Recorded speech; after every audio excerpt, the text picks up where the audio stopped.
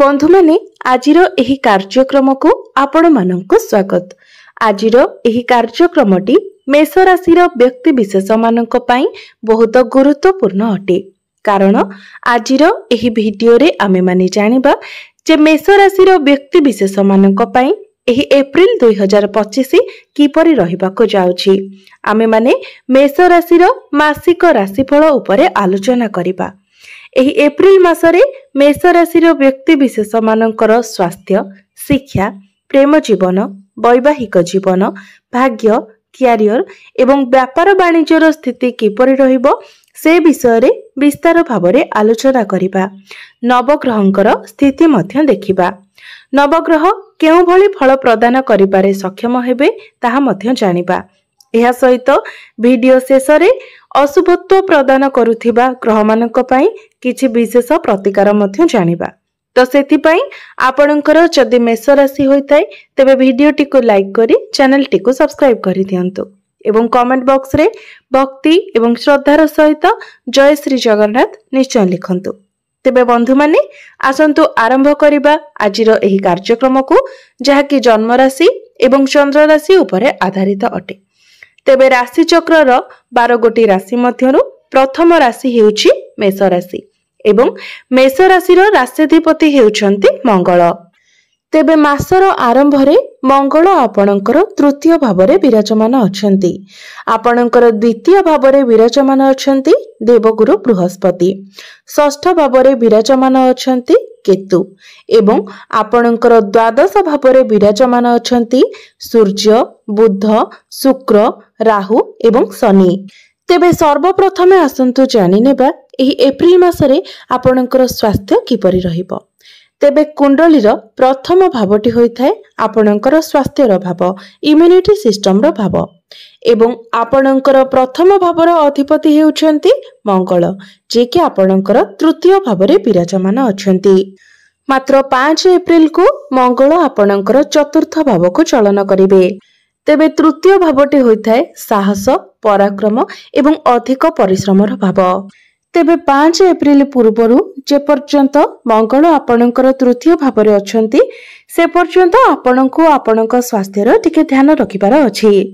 मात्र जेमिति ही मंगल आपणकर चतुर्थ भाव को केंद्र को प्रवेश करिवे तो चतुर्थ भावटी को सुखर स्थान बोली माना जायथाय, बहुत भलो स्थान बोली माना जायथाय। तेणु चतुर्थ भावरे मंगलंकर स्थिति बहुत भल रहिबो। तेबे इम्यूनिटी तो आपणकर भल रहिबो। मात्र पंचम भावर अधिपति सूर्य जेहेतु आपणकर द्वादश भावरे अछंती, एहा व्यतीत शुक्र एवं शनि मध्य जेहेतु आपणकर द्वादश भावरे अछंती, तेणु 15 एप्रिल पूर्वरु आपण टिके निजर खाद्य प्रति नियंत्रण रक्षा करंतु। Oily food, junk food, fast food एसबु ठारो आपण दूरे रुहंतु एवं हेल्दी फूड खांतु, कारण आपणकर स्टमक रिलेटेड किछि प्रॉब्लम देखा देई पारे। इन्फेक्शन, एलर्जी भली मध्य किछिटा समस्या देखा देई पारे, कारण बुध, सूर्य ए समस्ते राहुको सहित अछंती। तेणु एही भली किछिटा समस्या देखा देई पारे। तेबे 15 एप्रिल पर्यंत आपनको ए सबुर ध्यान रखिबार अछि। एबे आसंतु जानिबा विद्यार्थी मानक पई किपरि रहिबो एप्रिल 2025। तेबे कुंडलीर पंचम भावटी होइथाय आपणकर शिक्षार भाव। आपणकर पंचम भावर अधिपति हेउछन्ति सूर्य, जे कि आपणकर द्वादश भावरे विराजमान अछन्ति। एहा व्यतीत आपणकर शनि 7.5 रे मध्य आरंभ होई सारिछि। तेबे बंधु माने कुंडली रे द्वादश भावटी को शुभ बोली माना जाय न थाए एवं आपणकर द्वादश रे ही 5टी ग्रह विराजमान अछन्ति, जहा फल रे आपणकर माइंड डाइवर्ट हेबो, पाठ पढारे आपणकर मन लागिबो नाही। तेबे एभली परिस्थिति आपणकर 15 एप्रिल पर्यंत रहिबो। 15 एप्रिल को जेतेबेले सूर्य आपणकर प्रथम भाव को चली आसीबे एवं प्रथम भाव रे उच्चस्थ होई जिबे, सेतेबेले आपणकर पाठ पढ़ार स्थिति बहुत भल रहिबो। 15 एप्रिल परे जदि आपणकर कोनोसी एग्जाम थाए तो सेथिरे मध्य आपणको बहुत अधिक सफलता मिलिबो। एहा व्यतीत जेहेतु आपणकर शनि 7.5 रो आरंभ होई सारिछि एवं शनि हेउछन्ति न्यायदाता, कर्मफलदाता, तेबे आपणक जन्म कुंडली रे शनिकर स्थिति ही सबुठारु अधिक मैटर करे। जदि कुंडली रे शनिकर स्थिति बहुत भल रही थाए तो यही 7.5 वर्ष आपणक पई बहुत भल रहिबाकु जाउची। आपणक बहुत किछि अचीवमेंट मिलिबाकु जाउची। मात्र शनिकर स्थिति जदि आपणकर जन्म कुंडली रे खराब रही थाए तो आपण एही 7.5 वर्ष निजर कर्म फल भोग करने प्रस्तुत हो जातु। कारण आपणकर पूर्व जन्मर कर्म आधार रे ही एही जन्म रे शनिकर स्थिति आपणकर कुंडली रे रही थाए।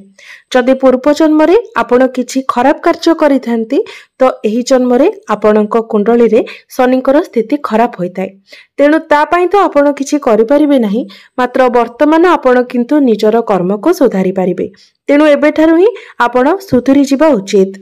तो एबे आसंतु जानि लेबा आपणकर प्रेम जीवन किपरि रहिबो एही एप्रिल 2025 रे। तेबे कुंडलीर पंचम भावटी आपणकर शिक्षार भाव हेबा सहित पंचम भावटी मध्ये होइथाय आपणकर प्रेम जीवनर भाव। तेबे मु आपणको पूर्वरु कहि सारिछि जे आपणक पंचम भावर अधिपति हेउछन्ति सूर्य, जे कि आपणकर द्वादश भावरे विराजमान अछन्ति। तेबे सूर्य जेहेतु राहुक सहित अछन्ति तो आपणक मध्यरे क्रोध देखा देबो। आपणक पार्टनरक मध्यरे मध्य एग्रेशन देखा देबो, जहा फଳରେ छोट छोट कथा को नेकी अजथा कथा को नेकी आपणक मध्यरे जुक्ति तर्क हेबो, लड़ाई झगड़ा हेबो। जे कथार किछि मूल्य ही नथिबो सेही कथा को नेकी आपणक मध्यरे बहुत बड़ इश्यू हि जिवो। जेहेतु सूर्य राहुक सहित अछन्ति तो सेथि पई ए सब प्रॉब्लम आपणकर प्रेम जीवन रे देखा देबो।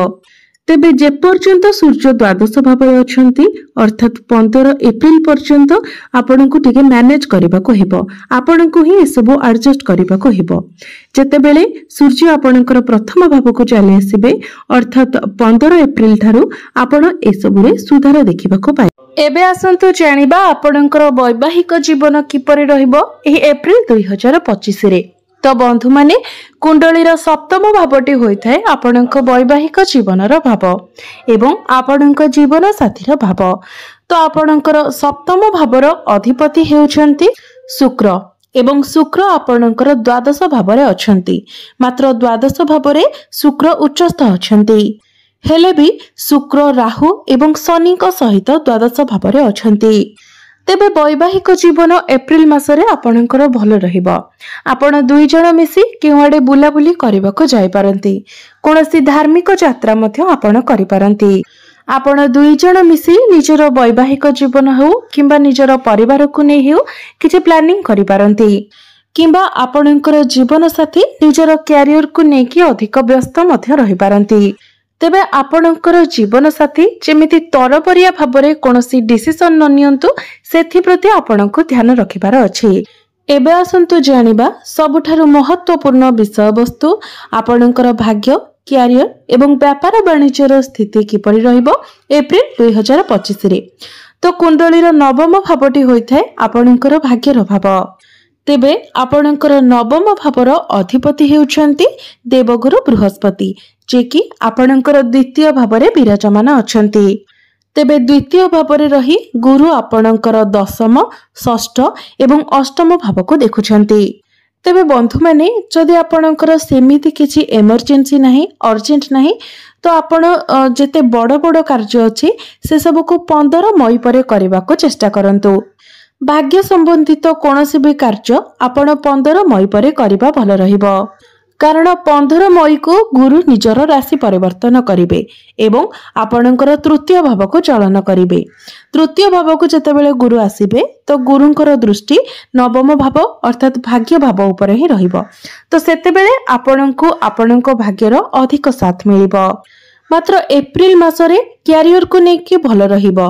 कारण गुरुंकर दृष्टि जेहेतु दशम भाव उपरे रहुछि तो आपणको इंटरव्यू पाई कॉल आसी पारे। चाकरी मध्य मिलिबार बहुत अधिक संभावना रहुछि। आपणकर ज्ञान बढ़िबो। मैनेजमेंट स्किल्स मध्य बहुत भल रहिबो। तेबे 15 एप्रिल परे बहुत अधिक भल रहिबो। कारण सूर्य आपणकर प्रथम भावरे उच्चस्थ होइजिबे। तो 15 एप्रिल परे जदि आपण किछि ट्रेडिंग किंबा इन्वेस्टमेंट करंती तो सेथिरे आपणको लाभ मिलिबो। एबे आसंतु जानिबा आपणकर क्यारियर किपरि रहइबो एप्रिल 2025 रे। तो कुंडलीर दशम भावटी होइथाय आपणकर क्यारियर भाव एवं दशम भावर अधिपति हेउचंती शनि, जे कि आपणकर द्वादश भावरे अछंती। तेबे द्वादश भावरे शनि राहुଙ୍କ सहित मध्य विराजमान अछंती एवं राहु आपणकर द्वादश भावरे 18 मई पर्यंत रहिबे। तो 18 मई पर्यंत आपणकर श्रापित दोषर निर्माण हेउछि। तो सेबे अर्थात 18 मई पर्यंत आपण जेमिति कोनोसी आर्गुमेंट चक्कर रे न पड़ंती, अर्थात कहा सहित आपण अजथारे कोनोसी आर्गुमेंट करंतु नाही। क्यारियर रे आपणको ए सब कथा प्रति विशेष ध्यान रखिबार अछि। आपणकर बॉस हुंतु, सीनियर हुंतु, जूनियर हुंतु, जेमिति कहा सहित भी आपण किछि आर्गुमेंट न करंती, सेथि प्रति आपण बहुत अधिक सतर्क रहिबार अछि। यह व्यतीत जेहेतु आपणकर द्वादश भावरे एही श्रापित दोषर निर्माण हेउछि, तेनु तरबरिया भावरे मध्य आपण कोनोसी भी डिसिजन नियंतु नाही किबा कोनोसी कार्य मध्य तरबरिया भावरे करंतु नाही।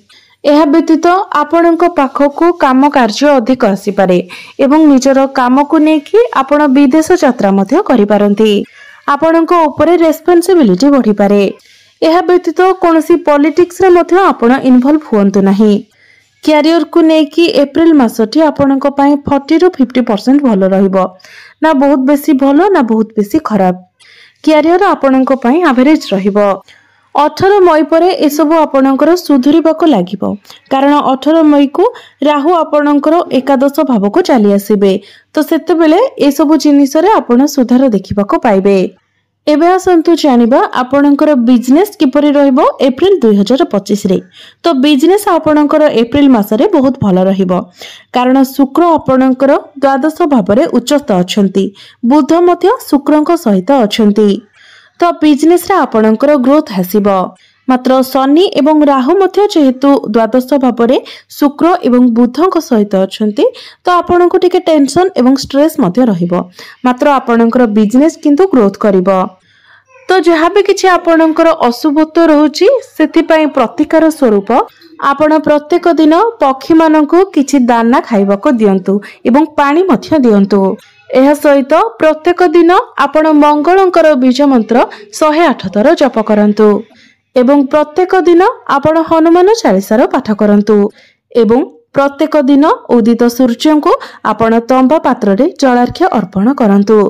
एवं जेहेतु आपणकर शनि 7:30 आरंभ हो जाइछि, तो सेथि पई प्रत्येक दिन आपण शनिकर बीज मंत्र मध्य 108 थर जप करंतु। निश्चित भावरे आपणकर समस्त अशुभत्व गुड़िक खंडन होई आपणको अधिक शुभत्व प्राप्ति हेबो। तेबे बंधु माने आपणकर जीवन मंगलमय हेउ, एहा ही ईश्वरଙ୍କ निकटरे मोर प्रार्थना। धन्यवाद।